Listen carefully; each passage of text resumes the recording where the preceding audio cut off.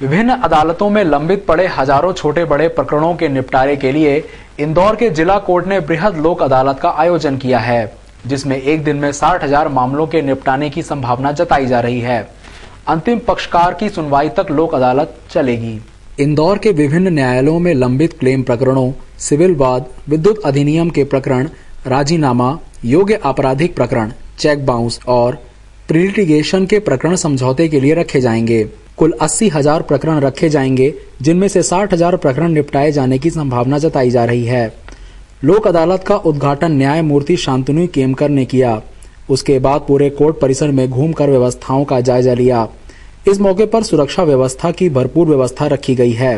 Court के gate पर पुलिसकर्मी हाथ में मेटल डिटेक्टर लिए संदिग्ध दिखाई देने वाले लोगों को रोककर उनकी जांच करते नजर आए। वहीं हेल्पलाइन के जरिए पक्षकारों को कोर्ट की जानकारी दी जा रही है। लोगों को पेयजल और बैठने की व्यवस्था की गई है। जिन पक्षकारों को नोटिस नहीं मिले हैं, उनके भी प्रकरण सुने जाएंगे। सुनवाई के बाद प्रकरण सीधे तौर पर खत्म हो जाएंगे। आज न्याय शुल्क नहीं लगेगा और जिन्होंने जमा किया है उन्हें वापस किया जाएगा। चेक बाउंस और सिविल प्रकरणों में किसी तरह का शुल्क नहीं लिया जा रहा है और फरियादी को हर्जाना दिलाकर भी मामला समाप्त किया जाएगा। उम्मीद है कि गत वर्ष से ज़्यादा प्रकरणों का निराकरण हो पाएगा और इसके लिए मैं जिला जज एवं उनकी पूर्ण टीम, अभिभाषक संघ और साथ में बीमा कंपनियां, अलग अलग सरकारी विभाग, इन सभी का सहयोग इसके लिए काफ़ी अच्छा रहा है और मैं उम्मीद करता हूं कि बहुत सफल होगी आज की मेगा अदालत। इंदौर नगर निगम की लेट लतीफी और लापरवाही के चलते एक व्यक्ति की जान पर बनाई। एक सूखा पेड़ जिसे हटाने का विचार निगम के अधिकारी बना चुके थे, वह आज अचानक से गिर गया और उसकी चपेट में एक बाइक सवार आ गया। बाद में पहुंचे निगम के अमले ने पेड़ को रोड से हटाया। इंदौर नगर निगम के सामान्य प्रशासन विभाग के प्रभारी और क्षेत्रीय पार्षद अजय सिंह नरूका ने भी माना, वर्षों से सूखे हुए इस पेड़ को हटाने का विचार नगर निगम का बना चुका था, लेकिन आज अचानक यह खुद ब खुद गिर गया। इस हादसे में एक व्यक्ति गंभीर रूप से घायल हुआ है और अब नगर निगम शहर के सभी खतरनाक पेड़ों को चिन्हित कर उन्हें हटाएगी। पेड़ था, ये पेड़ सूख गया था और इसको कुछ ही समय पश्चात इसको हटाने के लिए हमारी योजना भी थी कि इसको यहाँ से हटा देंगे, लेकिन अनफॉर्चुनेटली उससे पहले ये गिर गया। एक राहगीर भी इसकी चपेट में आ गए, क्योंकि बाहर के थे और यहाँ के नागरिकों ने उसको तुरंत उठा के उनको और पास वाले हॉस्पिटल केडी घर में उनको पहुंचाया है। उनका इलाज भी चल रहा है। नगर निगम के द्वारा तत्काल ये व्यवस्था कर ली गई थी। पुलिस प्रशासन भी आ गया था, हमारे नगर सुरक्षा समिति के सदस्य भी सब लोग यहाँ पर आ गए थे। नागरिक लोग भी सब लोगों ने मिलकर तत्काल इस व्यवस्था को संभाल लिया। इस हादसे ने एक बार फिर साबित कर दिया कि निगम खतरा बन चुकी वस्तुओं को तब तक ही हटाती है जब वह या तो किसी की जान ले या उसके कारण किसी की जान पर बन आए हो। एक सूखा पेड़ जिसे हटाने का विचार निगम के अधिकारी बना चुके थे, वह आज अचानक से गिर गया। उसकी चपेट में एक बाइक सवार आ गया। बाद में पहुंचे निगम के अमले ने पेड़ को रोड से हटाया। ये अब भी एक 10-15 मिनट हुए और मेरे सामने भाई साहब आ रहा था सर्विस नगर से। मैंने देखा कि वो जा रहे थे और एकदम झाड़ गिरा, मैं उनके पीछे था। मैंने देखा कि ये भाई साहब निकल गए आगे, पर देखा तो वहीं पे नीचे दबे थे, वो अकेले थे। शुक्रवार रात एक युवक को उसके घर के बाहर ही गोली मार दी गई। बदमाशों से घायल का पुराना विवाद चल रहा है। संभवतः पुरानी रंजिश में ही युवक पर हमला हुआ है। दुबे का बगीचा निवासी नवनीत गढ़वाल को रात को घायल हालत में इलाज के लिए MY अस्पताल लाया गया। नवनीत के पैर में गोली लगी थी। घायल नवनीत के मुताबिक उसे अरविंद, अनिल और गौरव ने गोली मारी है। नवनीत ने बताया कि वह घर पर सो रहा था, तभी आरोपी उसके घर पहुंचे और आवाज देकर बुलाया, जिसके बाद उस पर 3 से 4 फायर किए गए। एक गोली उसके पैर में लगी। क्या हुआ? पता नहीं, कुछ भी मालूम ही नहीं। दारू के नशे में घर से हट के गोली मार दी। पहले भी कुछ ऐसी बात हुई क्या? एक बार पहले लड़ाई हुई थी आपस में। किस बात को लेके? ऐसे ही दोस्ती आ रही, बैठे बैठे दोस्त है तुम्हारा? हाँ, दोस्त। नवनीत ड्राइवरी का काम करता है। आरोपियों और नवनीत के बीच पुराना विवाद चल रहा है। पुरानी रंजिश में नवनीत पर हमला किया गया है। तुकोगंज पुलिस मामले की जांच कर रही है। एक बैंक कर्मचारी पर कुछ बदमाशों ने हमला कर उसे घायल कर दिया। घायल का आरोप है कि आरोपियों ने उसके साथ लूट की कोशिश की। MY अस्पताल में भर्ती इस घायल का नाम मोहन सिंह है। मोहन पंजाब नेशनल बैंक में प्यून है। रात को वह बाणगंगा स्थित अपने घर जा रहा था, तभी घर के पास ही उसे 3-4 बदमाशों ने घेर लिया और उससे जमकर मारपीट की। घायल मोहन का कहना है कि बदमाश उससे उसका बैग छीनने की कोशिश कर रहे थे, जिसमें बैंक की चाबियां थीं। यह भागेपुर से निकल के आ रहा था नीचे से मैं, तो 3-4 लोग थे। उन लोगों ने मेरे साथ मेरा बैग छीनने की कोशिश करी उनने। और बैंक में सर्विस करता हूँ मैं। कौन सी बैंक में? पंजाब नेशनल बैंक में। तो क्या पैसे से थे आपके घर? नहीं, बैंक की चाबी थी मेरे पास। पहचानता हूँ उन लोगों को? हाँ, पहचानता हूँ। कौन लोग? वो महेश नगर के गली नंबर 5 के। पुलिस मामले को आपसी विवाद मानकर जांच कर रही है। गुंडे बदमाशों के खिलाफ कार्यवाही में लगी इंदौर पुलिस ने उन बदमाशों की भी खबर ली है जो बस स्टैंड पर पैसा वसूलते हैं। एजेंटी वसूलने वाले ऐसे ही 5 बदमाशों को छतरीपुरा पुलिस ने गिरफ्तार किया है। पुलिस ने सभी बदमाशों की बस स्टैंड पर ही जमकर खबर ली। छतरीपुरा पुलिस को लंबे समय से शिकायत मिल रही थी कि गंगवाल बस स्टैंड पर कुछ बदमाश बस के कर्मचारियों से एजेंटी वसूलते हैं। सूचना के बाद पुलिस ने मामले की तफ्तीश करवाई तो पप्पू राठौर, राहुल बैरागी, सोहन बैरागी, बद्री बैरागी और विजय परमार के नाम सामने आए। शनिवार दोपहर पुलिस ने सभी को बस स्टैंड परिसर से गिरफ्तार किया।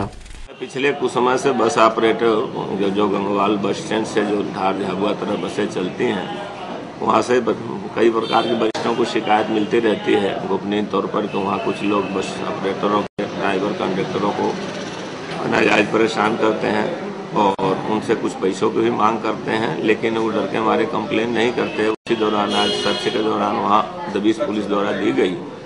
जो बस ऑपरेटरों के ड्राइवर कंडक्टरों को परेशान करते हैं, उनको बसों को आगे पीछे कराते रुकते पाए गए, जिनको पकड़ कर लाया गया है 5 लड़कों को। सूत्रों के मुताबिक पुलिस ने सभी की बस स्टैंड पर ही जमकर खबर ली। आरोपियों के खिलाफ पुलिस ने गुंडागर्दी और जबरन वसूली का मामला दर्ज किया है। कांग्रेस महासचिव दिग्विजय सिंह एक स्कूल के एनुअल फंक्शन में भी राजनीतिक बातें नहीं भूले। दिग्विजय ने कार्यक्रम में मोदी पर निशाना साधा। दिग्गी राजा ने यहां पेरेंट्स को सीख भी दी कि वे अपने बच्चों को कंप्यूटर गेम्स खेलने से रोके नहीं। कांग्रेस के वरिष्ठ नेता दिग्विजय सिंह 2 दिन के प्रवास पर इंदौर आए हैं। यहां दिग्गी राजा कई कार्यक्रमों में भाग लेने वाले हैं। शुक्रवार रात एयरपोर्ट से दिग्गी सीधे विजयनगर स्थित गुजराती स्कूल पहुंचे। स्कूल के एनुअल फंक्शन में दिग्गी राजा मुख्य अतिथि थे। दिग्विजय सिंह ने यहां कार्यक्रम का शुभारंभ करने के बाद माइक संभाला।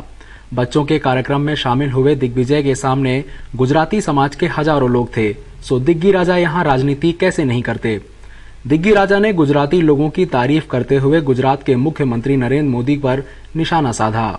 उन्होंने कहा कि गुजरात की तरक्की गुजरात के लोगों की वजह से हुई है, न कि किसी एक व्यक्ति के कारण। Gujarat what it is today, if Gujarat is one of the leading states, it is not because of any one person. It is because of the collective enterprise and dedication of the Gujarati people, their entrepreneurship, their sense of industry, and their hard work which has resulted in Gujarat what it is today. Indore is a cosmopolitan city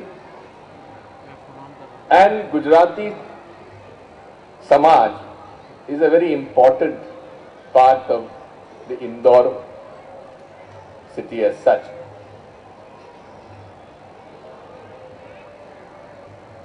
I must compliment the Gujarati Samaj for having started the educational institution in 1922 with 6 students only to teach them Gujarati.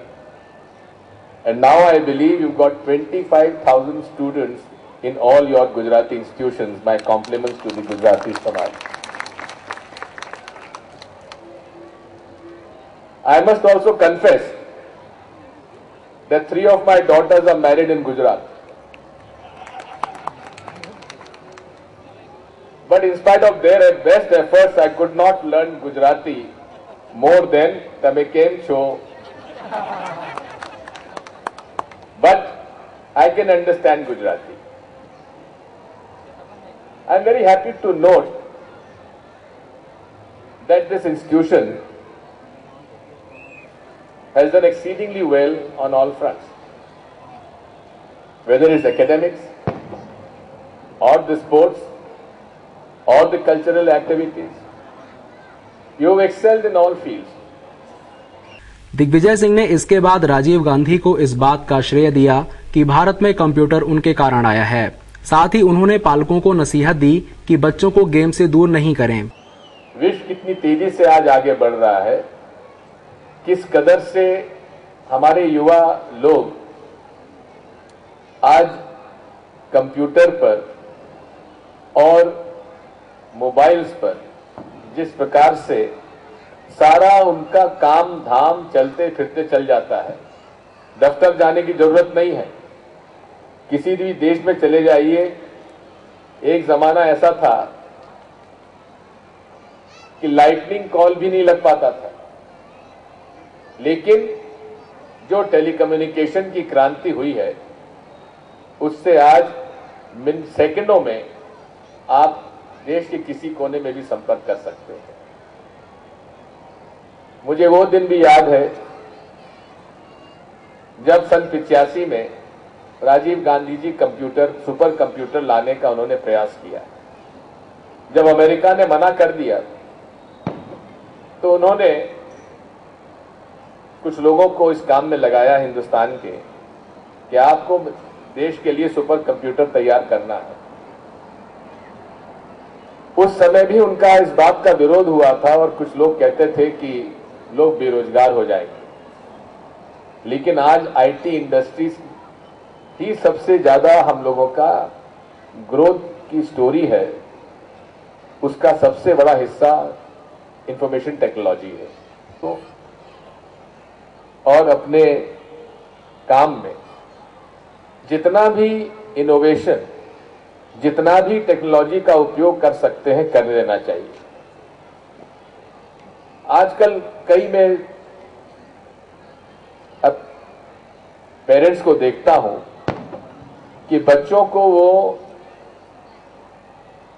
Computer game खेलने से रोकते हैं, टोकते हैं। दिग्विजय सिंह ने इसके बाद बच्चों को इनाम भी दिए। आने वाले चुनाव में टिकट की चाह रखने वाले नेता यहां दिग्विजय सिंह के पैर पड़ते भी नजर आए। एफडीआई के मामले में कांग्रेस और भाजपा में अभी भी मतभेद बने हुए हैं। वहीं अफजल गुरु को फांसी देने पर दोनों पार्टियों के नेता सहमत हैं। इंदौर प्रवास पर आए दिग्विजय सिंह ने पत्रकारों से चर्चा करते हुए कहा कि एफडीआई देश हित में है और उससे देश को और आम लोगों को कोई नुकसान नहीं पहुंचेगा, बल्कि देश की तरक्की ही होगी।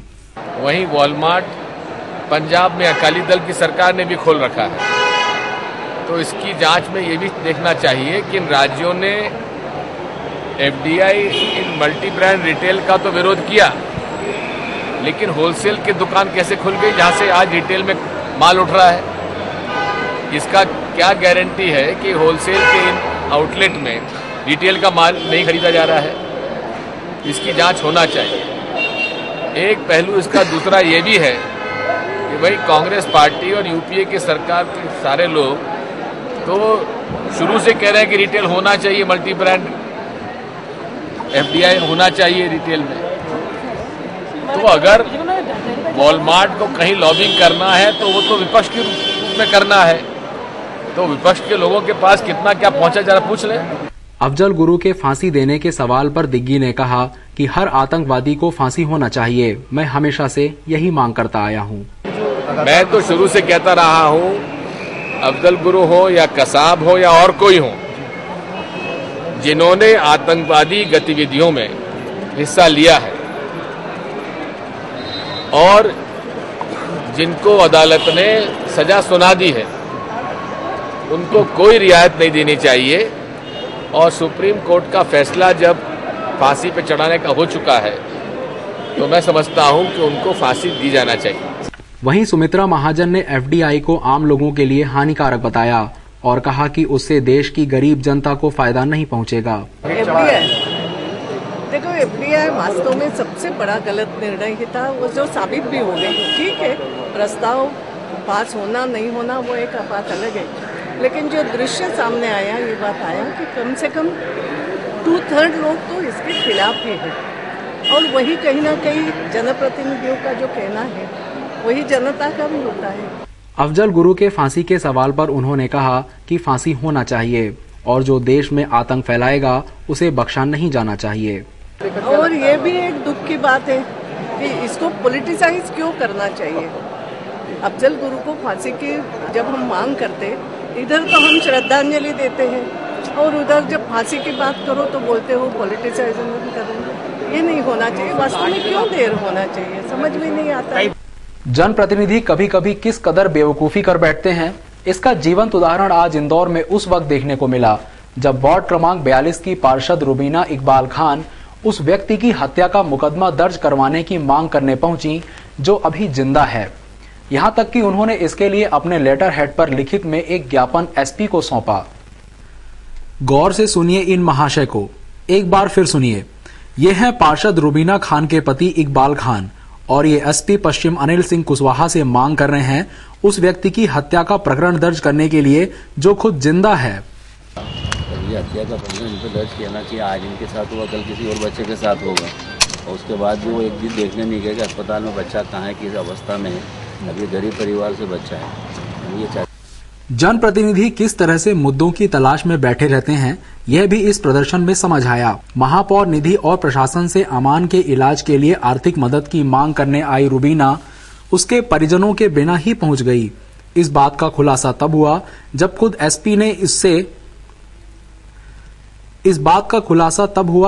एसपी ने उससे इस बारे में पूछा।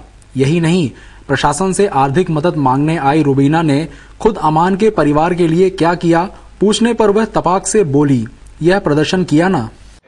आपने क्या किया अभी तक, आपकी तरफ से क्या किया? हम अभी महेंद्र हाडिया जी से मिलके आ रहे हैं और महापौर जी से भी, महापौर निधि से और महेंद्र हाडिया जी से, और सबसे चाहते हैं कि मदद करें क्योंकि एक मिडिल क्लास के परिवार का बच्चा है, उसका पापा इतने खर्चा नहीं उठा सकते, तो हम चाहते हैं उसकी इलाज में थोड़ी मदद हो उसकी। लेकिन जब उन्हें एहसास हुआ कि यह क्या बोल दिया तो फिर बोली, हम मदद करेंगे और कॉलोनी के सक्षम लोगों से भी करवाएंगे, यानी पहले प्रशासन मदद करे, हम तो देख लेंगे।